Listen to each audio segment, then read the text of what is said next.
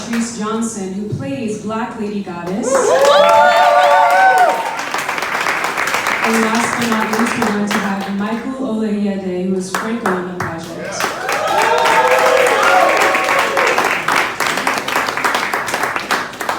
So the first thing that I want to ask all of you is, specifically to the characters that were played, what connections, if any, did you all have to the characters that you played in this project? Well, I am a god. Well, I like that she was African. I'm actually Nigerian, so that resonated. I was just like, oh my God, a Nigerian god? And then, to be Black and play a god. I mean, a lot of Black actors don't see that right now, so. Franco's, I think he's a guy that everyone in this room probably has met or knows. He's driven, he's ambitious. You'll learn a lot about his drive and his ambition when this gets picked up. Amen. But yeah, I related a lot to that part of him.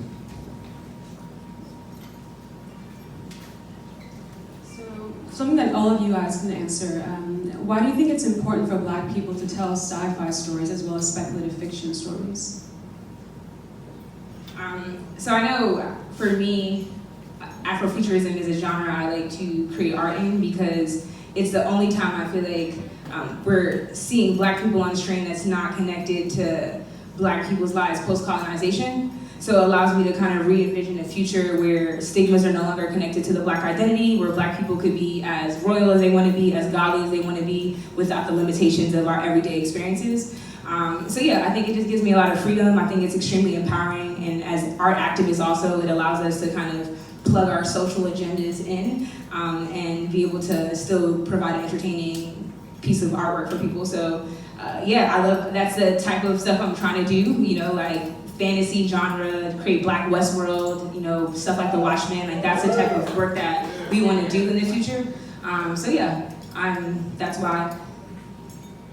I'm gonna just echo. I think Chelsea did a really good job kind of capturing what we're trying to do. But I think that for me, making a show like this, it really just allows me to kind of just be myself. In a way, I feel like people use these terms as like Black sci-fi, speculative fiction, and really and truly, a lot of the stuff is just, it kind of just captures like what I was just into, 5, 6, or 7 years ago. I used to read books about the Dogon tribe. I used to read books about a lot of this stuff, and it kind of, in us being able to capture and create stories like this, it just allows me to explore different sides of myself that I kind of maybe didn't show to the public, and so it actually just very much allows me to be myself. So that's what I would say. And just to add to what you just said right now, I think a lot of us, we've always been magical. We've always been these bigger than life, intelligent beings. But, media controls what we see. And for a majority of my life, all I saw on film and TV was the struggle with us. So I think this project is so important, and projects like this, because I'm a true believer that when you see it, you believe it. And, for generation coming before us, for our generation, even for generations after us, everyone that looks like us, it's important to see what you can be and what you can accomplish and what you can do. Yeah, so.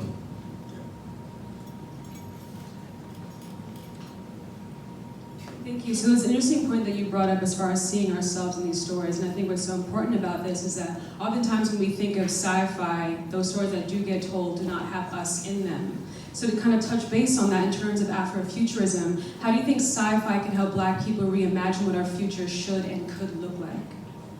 Yeah.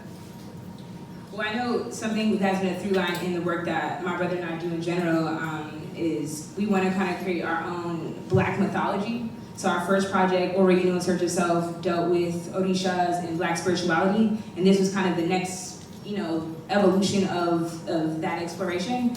So that's, I feel like that's just the main goal. Like, similar to what Michael was saying, I grew up not seeing, whether or not it was like, not seeing Africans, you know, on screen in ways that wasn't just like war-torn countries or poverty. I never really saw dark-skinned women on screen that were like, you know, love interests or like, you know, beautiful. So these are things that for me is important to put forth in the work that I create. And that's why, to me, sci-fi gives me the ability to do that. So yeah, goal is like, I want to have Black Lady Goddess be one character of the many characters I make in the movies that I make and the TVs that I make that end up being like part of like this new mythology of characters. So.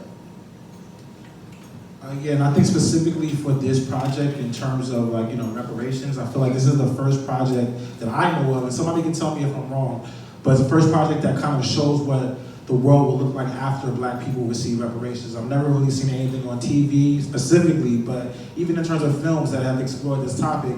And I think specifically for that, it's something that's very taboo. I think when we first started doing this project, it was something that, you know, was almost like there's no way Black people will ever get reparations. And it was almost like a joke. It was like the only way that Black people would get reparations is if God was a Black woman and she came down and was like, hey guys, you got reparations. So it was almost like that was the only way that we could even envision this reality being possible. But then you look at, like, you know, politics right now, and kind of you see like there's the stairs and there's how this has kind of become like a political topic all of a sudden, and almost it feels like that you know, the world is actually ready for a story and a project like ours. And almost like when people see it on the screen, it makes this reality just a little bit more real, and it makes it more, it normalizes it, and that's kind of what I think the power of a story like this is.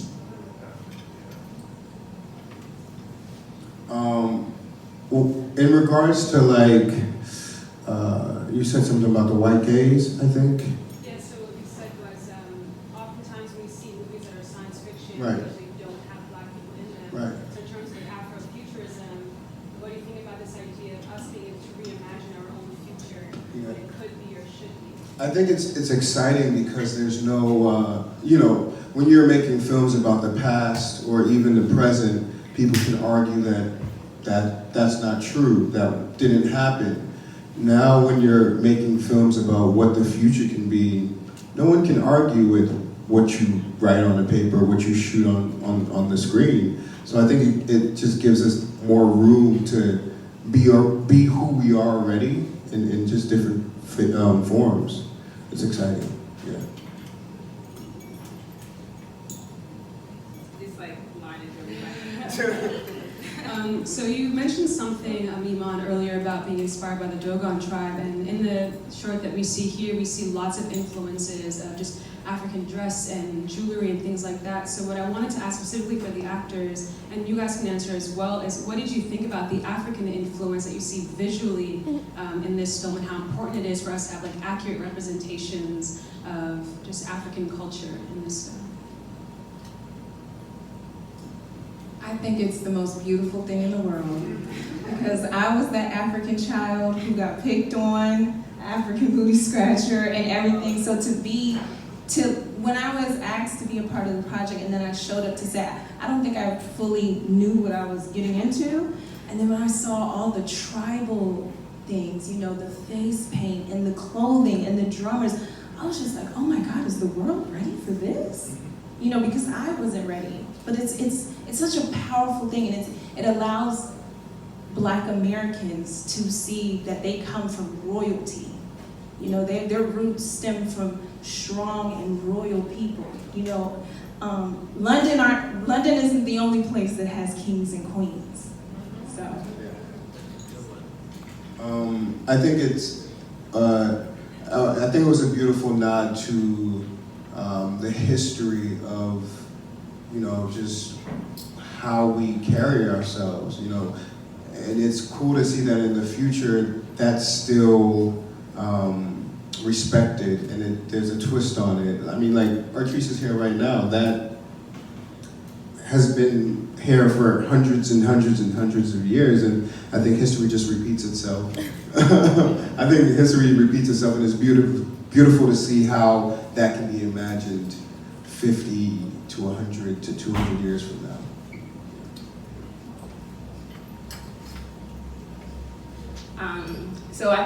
In terms of clothing, costumes, it was super important to land the aesthetic for Black Lady Goddess, especially because we didn't have, that's good, a queer show. I mean, I want to shout out everybody, but I haven't seen her in a long time, so sorry about that. She did production design and the art for Black Lady Goddess.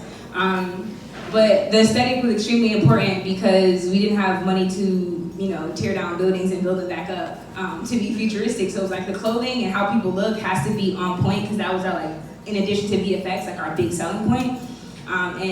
Just a quick story, so the VFX that you see in the opening, the reason why the project took so long was because we actually had a shoot before and decided to reshoot it after expanding the series.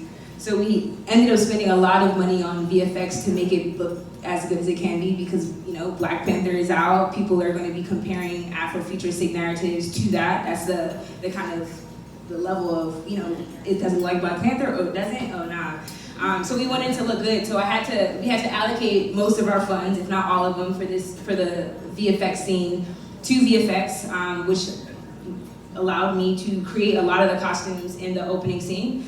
So that was a really... the costumes. She made those costumes. Yeah, so like Black Lady Goddess's headdress, her bra, and like everybody on that, actually in that whole scene, I had to kind of rally my hands and skills together to make the costume so that it could fit. And I remember being in Harlem at this African art store on 125th, and I was like, just thinking about ideas for costumes, and like, I don't know what to do. And they were like, don't do Lion King. And I was like, that's really interesting because, right, when we do see images, representation of Africans on screen, especially if it's kind of like, tribal, it always kind of looks like, Lion King. So I wanted to, so I was like, dang, this is like, that's all I'm seeing. So it was, I'm not a costume designer by title, but it was an interesting process trying to think about how to conceptualize even what it looks like, what do in the future, in ways that wasn't stereotypical, even for the things that we prize, like we all love Lion King, but that's not an authentic necessarily representation of the African experience. So how do I kind of push that forward and complicate it, but also still, remain through and authentic to just like what we're trying to do, so. Artrice, you brought up an interesting point of Black Americans of the diaspora being able to see themselves as royalty in more than just what you had mentioned, Michael, earlier, just the struggle of being Black, especially in this country. So what I wanted to ask you all is, how do stories like this kind of help bridge the gap between people of the diaspora and of the continent together, in a way for us to kind of learn about each other, but then also those of us who are of the diaspora to learn about where we come from? And why do you think that that's important? Anybody can answer you with this, or? Sure. Okay.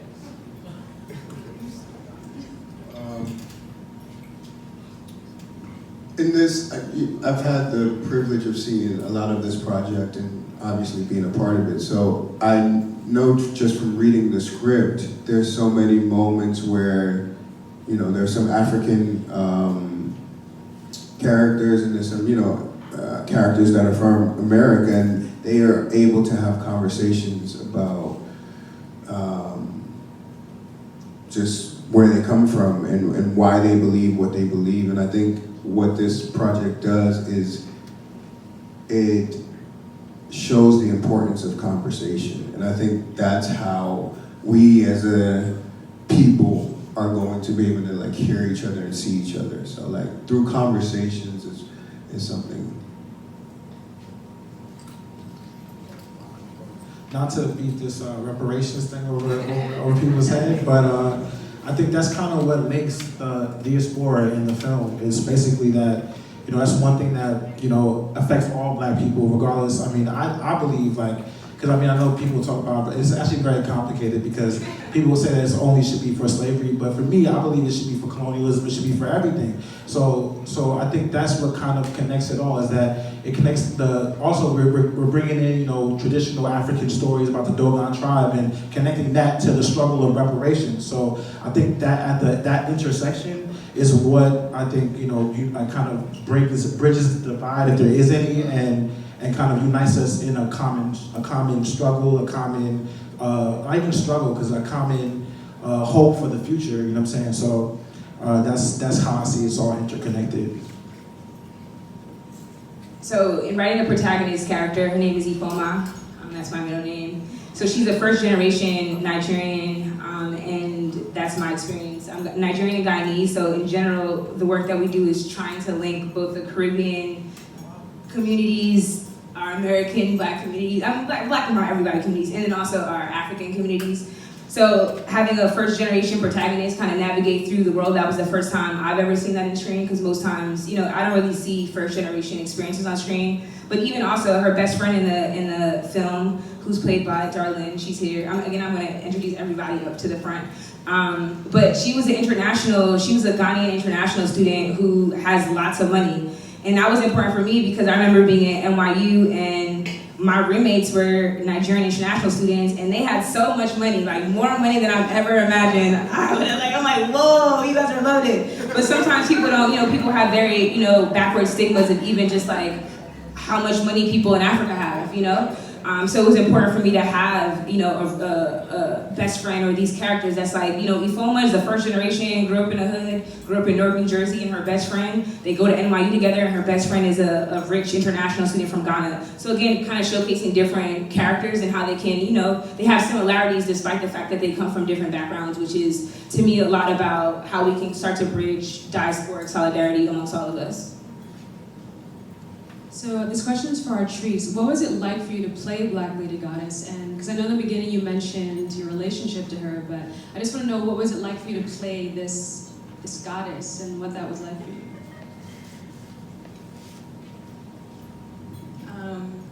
Well, it was very nerve-wracking.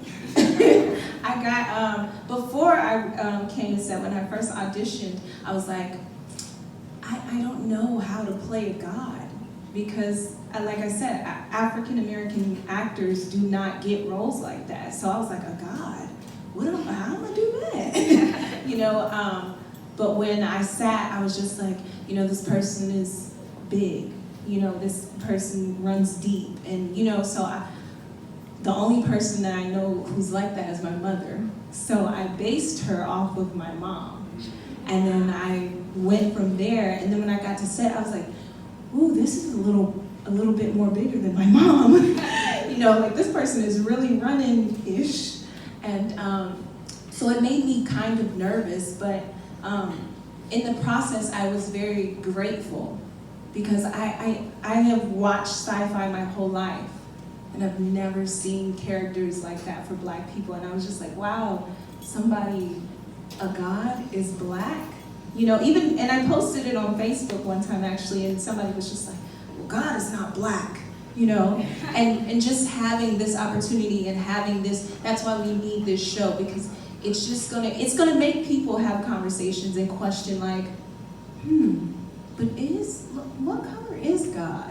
And it's gonna make, there's gonna be so many questions that come up because it makes you think, am I supposed to be, it makes you think about all kinds of things, like, am I supposed to be practicing this religion because it was passed down from generations to generations in this country? What was the religion of my ancestors? It brings up so many questions when you see yourself in a different light, not on screen as a slave all the time, so.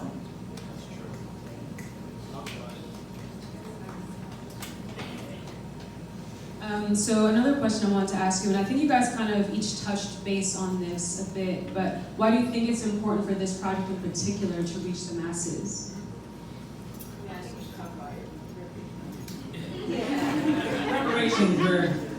Alright, so basically what we're trying to do is we want to have a project, obviously, that's going to be on a big network and that everybody can see it, but part of it is we really want to kind of around this project and social impact, and I think that one thing that we're trying to do is really just have, advance the discussion around reparations and just get more people talking about that, and kind of just ways to, redistribute wealth and almost just kind of like pay Black people back for what they've kind of been through, that's it in the simplest form. But I mean, one thing we're trying to do is we're trying to do a social impact tour about we're screening around the country and screening in schools and screening at universities and institutions, basically just trying to foster this conversation. And what we noticed with our last film, Ori Inu, which was about, religion and kind of exploring African spirituality, is that kind of through film, we were able to create safe spaces that really just allow people to open up and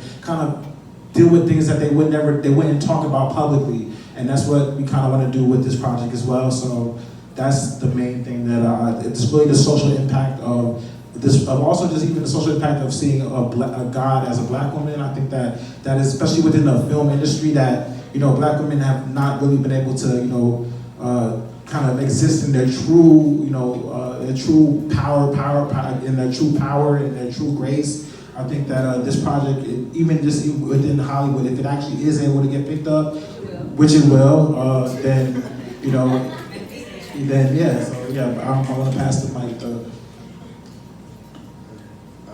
I think, like, in addition to it being a great conversation starter, in addition to it being a great piece of education about where we come from and where we can go, I think it's just really dope to see black people just look cool as hell, like in dope clothes, deal with relationship issues, be human.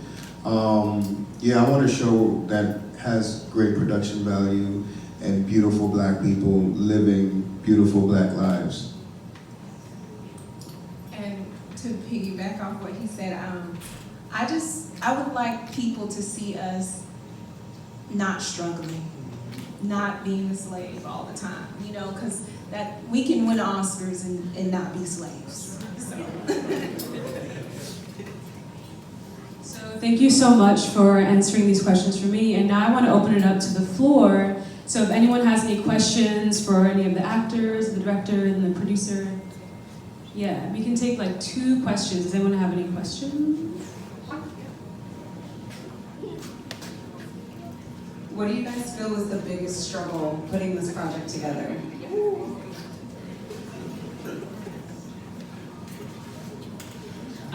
Definitely VFX. Just like there was a massive learning curve. We realized we absolutely have to shout out Bashir. He came through when we were like, we made a project. The VFX was just not working, but even 4 years ago, he was like, I got y'all, I'm gonna coach y'all through the journey. And it was a major support system for us from the beginning of a project, which is not even a part of this anymore, to what we have now. So just like, yeah, the learning curve of VFX is extremely expensive, especially when you want it to be at a very high level. And I didn't really know about it, you know. Like, I had the vision for it, and I was like, I'm about to pay somebody $500 to do everything. Literally, that's what we started out with, which is why we had to restart. But yeah, it really, like, it was like $500 for somebody to make the matte painting, to composite, take out the key. It was really a lot of roles, and it was quite an impossible task. But yeah, we're very fortunate to have Bashir come on board as our VFX supervisor to guide us through for 4 years, literally just like holding our hand through the steps. So that was our toughest and most expensive. Yes. Any other questions? How you doing, brother? So we know being creative can be tough sometimes because you want to keep the process fresh and you want to stay focused. How did you guys stay focused and come out with this result?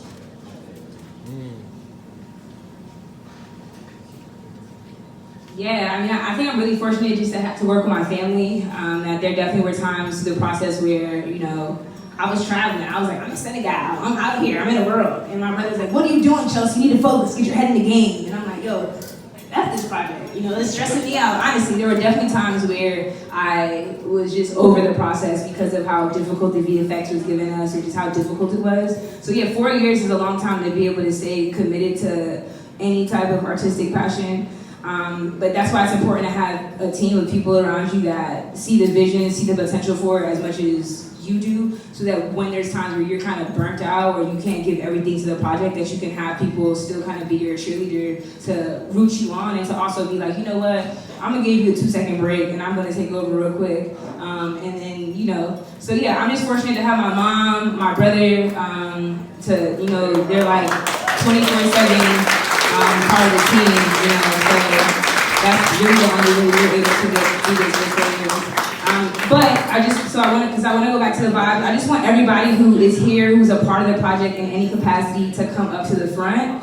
Yeah, so everybody who's part of the project, from crew to cast, and just introduce yourselves and say what y'all did on the road, like in the film.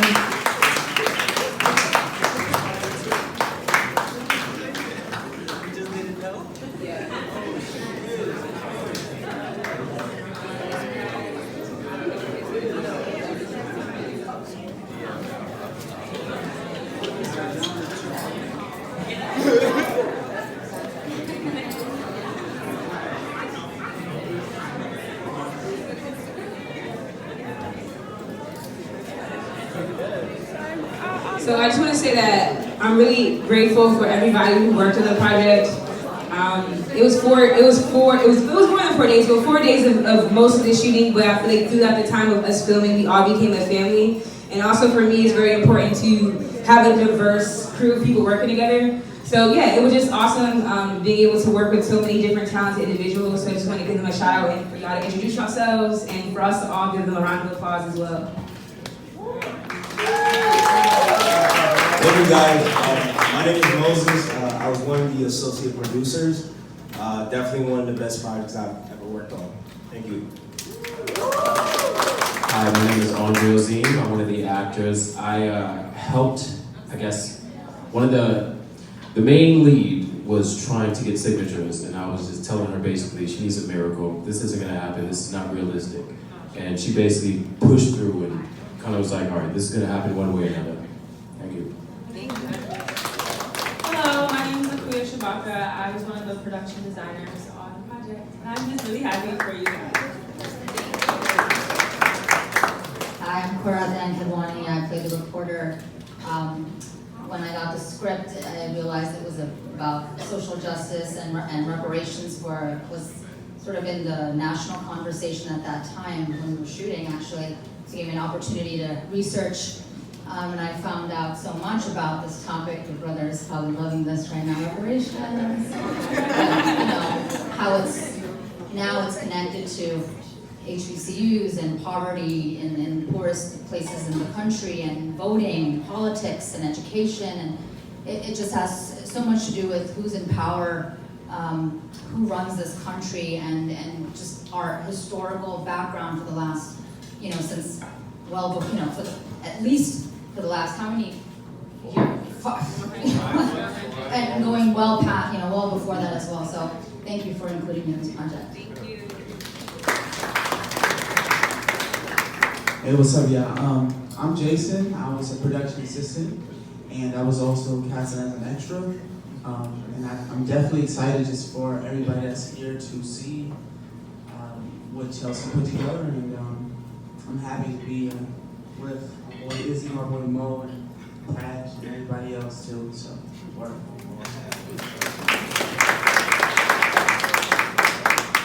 Hi, I'm Izzy. I'm one of the choreographers and dancers in the scene that you saw in the trailer.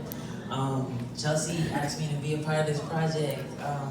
She was like, she needs Afro dancers, and I was like, yeah, sure. And then I was just saying sure because I was looking at like her stuff, like she got good production, like her photos look great. And then she told me she's a director, a creator, and it's for a TV show about a lady who's the goddess and she's black and there's a black cast. So I was like, yeah, you had me at, you're the director, like, cause I've done a lot of projects and just the people in charge don't look like you. So when you got like a black woman in charge, you should like support her full force cause you never know where that project's gonna take you.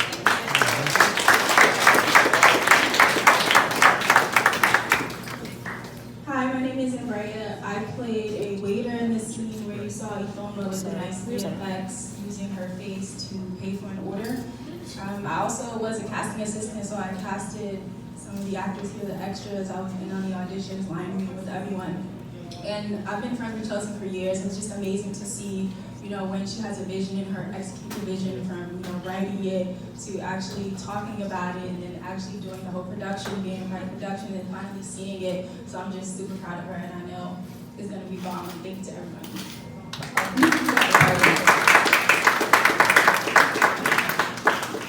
What's up, y'all? Oh, Cash, come over here so we can see. Okay. There you go. know, the family love and the family love. So I'm Pash. I was the key makeup artist on the set. I was just excited to even be invited to work on the project. I met Chelsea in a bank, weirdly enough. She was crowdfunded for the project. We linked through Instagram, and then it was on from there. She told me that she wanted me to be a part of the project. I was just so souped up to like work with people who look like me, and it was actually like really, really good stuff. So I'm excited to see how everything came out. I mean, I'm happy to see all of you here supporting this real dope project, so thank you.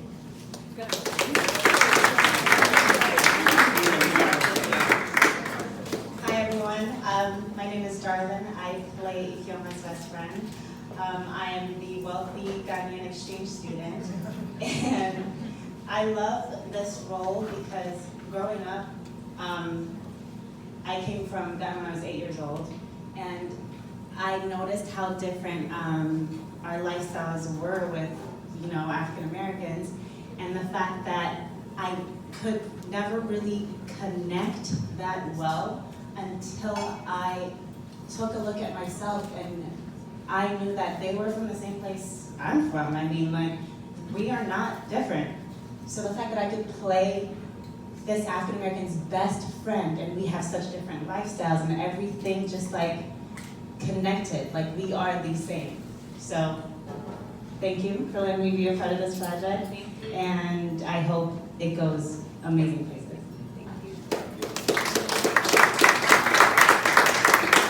My name is Maurice, and I played a short role as an inspired, encouraging protester, chanting reparations. So I'm really happy to be a part of it, although it was short.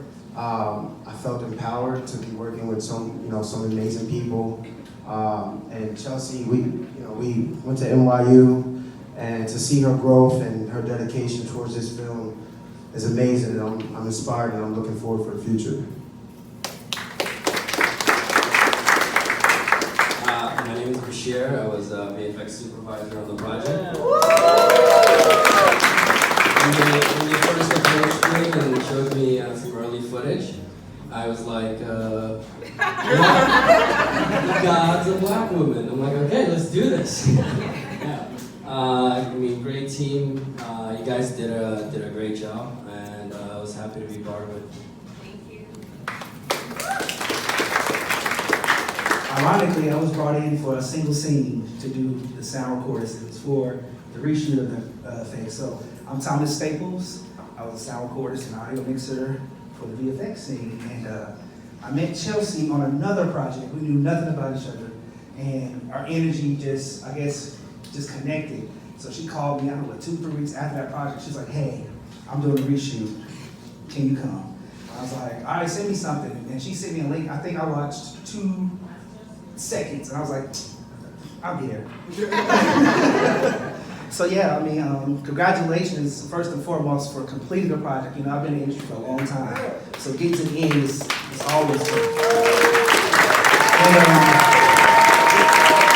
what I want to say to you, which is a beautiful thing about our relationship, what I have learned, one of my lessons of production is, it's not what you know, it's who you know, and your what comes as a result. Anybody else?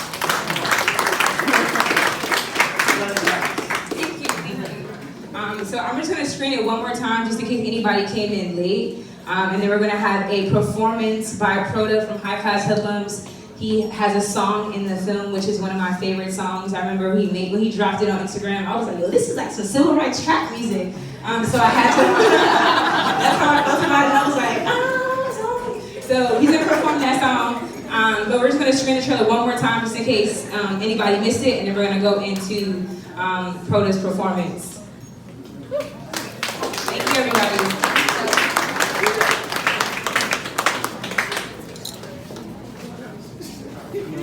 My legs long.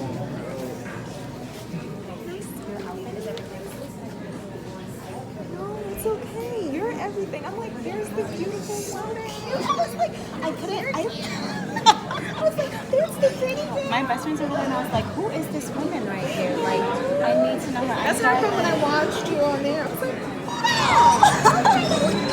oh! Yeah, you killed it. You killed it.